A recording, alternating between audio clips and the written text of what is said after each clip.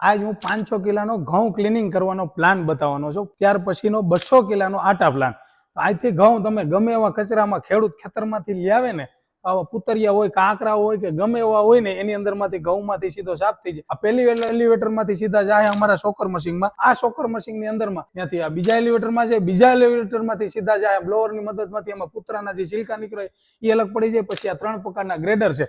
તો પહેલા ગ્રેડરની અંદરમાં ઝીણી કટકી બારીક જેવું હોય કચરો નીકળી જાય. બીજાની અંદરમાં ઘઉંના જે ટુકડા થયા હોય એ નાના મોટા ટુકડા નીકળી જાય. ત્રીજાની અંદરમાં સારામાં સારા ઘઉં હોય નીકળે. અને ત્યાર પછી એમાંથી જે માલ નીકળે છે બીજા ડિસ્ટોરરમાં આવે ને, ડિસ્ટોરમાંથી કાંકરા કાંઈ પણ હોય ને તો કાંકરામાંથી અલગ પડી જાય. એક પણ કાંકરો આગળ ન જવા દે. સારામાં સારા ક્વોલિટીના ઘઉં ફાઇન થઈ જાય.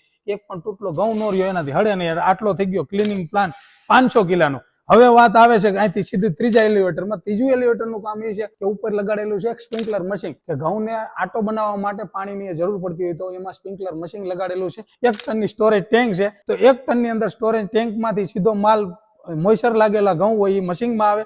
તો આ 30 HP નું મશીન છે, double chamber, double bitter, double cutter વાળું. એની અંદરમાં પેલું ચેમ્બર જે છે એમાં ઘઉંને 10 ટુકડા કરી નાખે. 10 ટુકડાથી એની અંદરમાં ઘઉંનો દાણો હોય એ નાના નાના ટુકડા થઈ જાય. પછી બીજા ચેમ્બરમાં આવે, ફાઇન ક્વોલિટીનો આટો બની જાય. એટલા જ માટે સીધો જ આમાંથી ઉપડી જાય ઘઉં.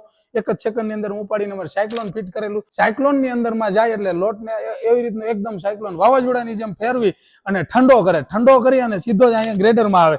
એટલે જેવી ક્વોલિટીનો જોઈને એવો અહીંયા ગ્રેડરની અંદરમાં મેશ હોય જારી લગાડેલી 30, 40, 45, 50 મેશના જેવો લોટ જેવો જારી લગાડેલી બાજુમાં દીધી છે. એ કોટન બેગમાં નીકળી જાય અને અહીંયા આટો તૈયાર આવે. એટલે તૈયાર આવે ને સીધો ઠંડો થઈને આટો આવે.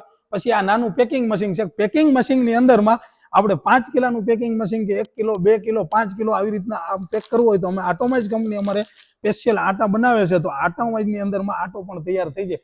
એવી જ રીતના આ પ્લાનની અંદરમાં તમારે 35 થી વધારે પ્રકારના લોટ બને. પછી 30 કિલો, 40 કિલો આવી કોટન આવી બેગમાં કરવું હોય તો બધા આ એક જ પ્લાનની અંદરમાં બધા જ આટા બની શકે.